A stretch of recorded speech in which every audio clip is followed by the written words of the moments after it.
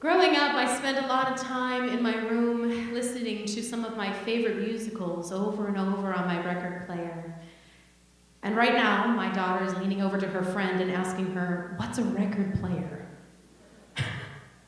I mean, my first car had an 8-track player in it. Give me a break.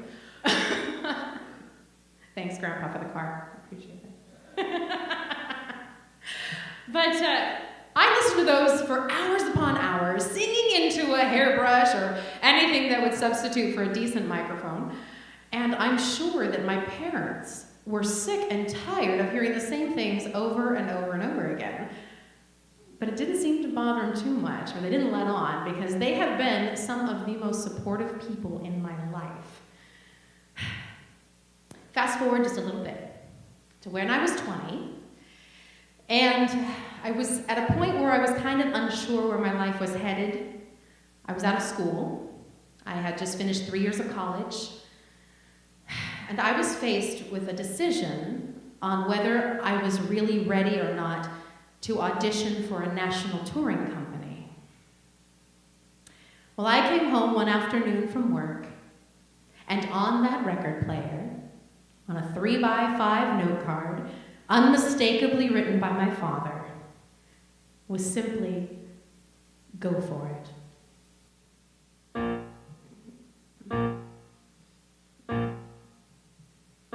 Here's the way that my story goes. At the old Cincinnati Lowe's, I was working from 5 to midnight as an usherette.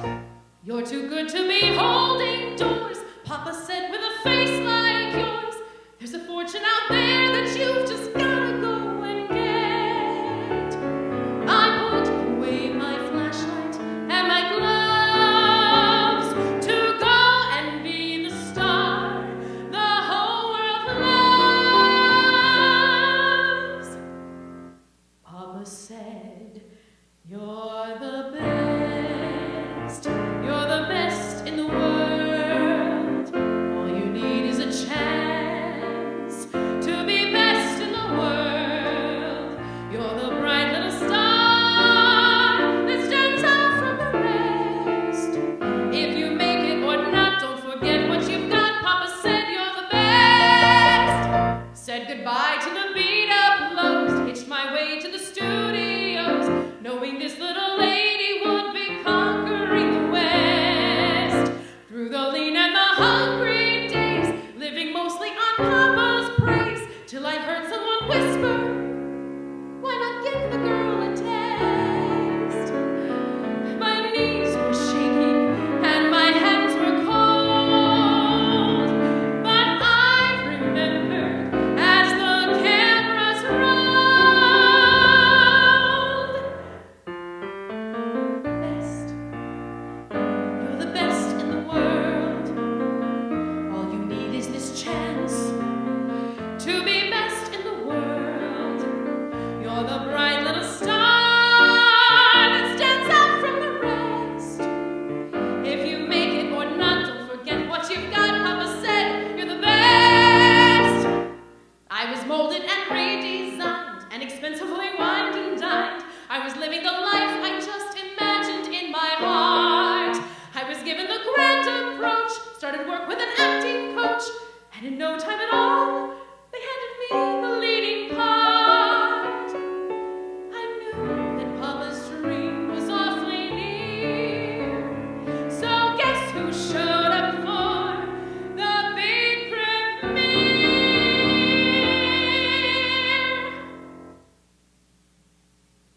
In the hush and the dark, Papa sat by my side as I flashed on the screen how the two of us cried. You're that bright little star, never, never to fall, and now no one can stop your ascent to the top. You're the best of them all.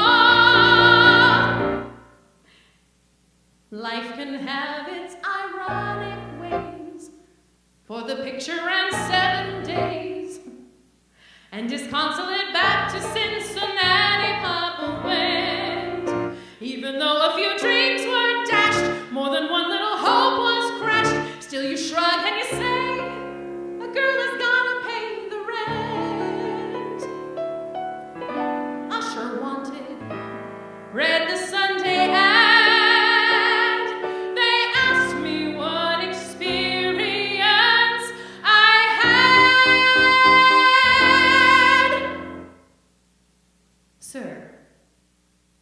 I said, I'm the best. I'm the best in the world.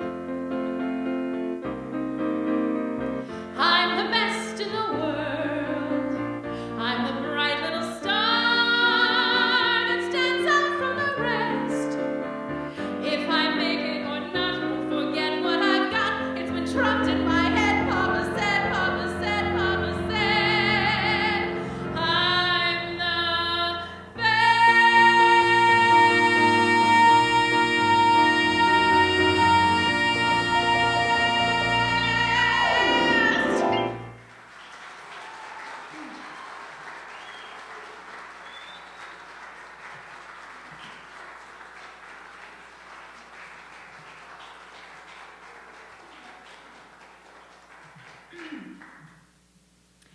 So, I ended up touring the West Coast for 2.5 months.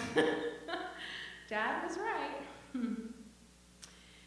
You know, I love my family with all of my heart. But a couple more years had passed, and I felt like I was in need of something more. I was constantly busy. I was working full-time, I was doing shows on the side and spending time with my friends and family. So life was far from being empty. It just wasn't complete.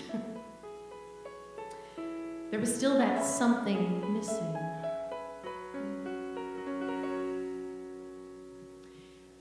A friendly face, the kind of face that melts you with a grin.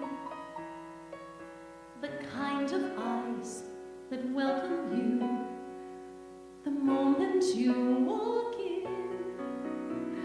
A tender glance you simply can't refuse. At times like this, a girl could use a dog.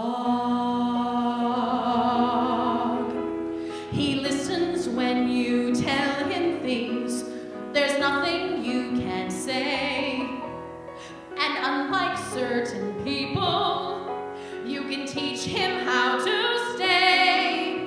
And when the world is giving you the blues, he cheers you up by chewing up the news.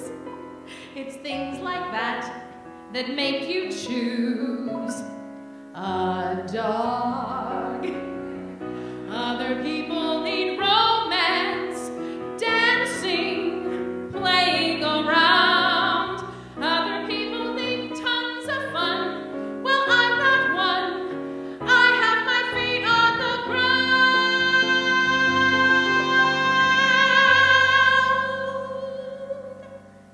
Give me a quiet night, a stack of books, a tuna melt on rye, a simple walk together underneath a starry sky.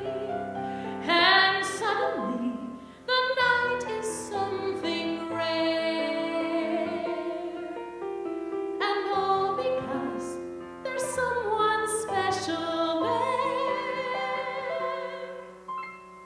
who's gazing at the views, his head upon your shoes. It's times like this I sure could use a dog.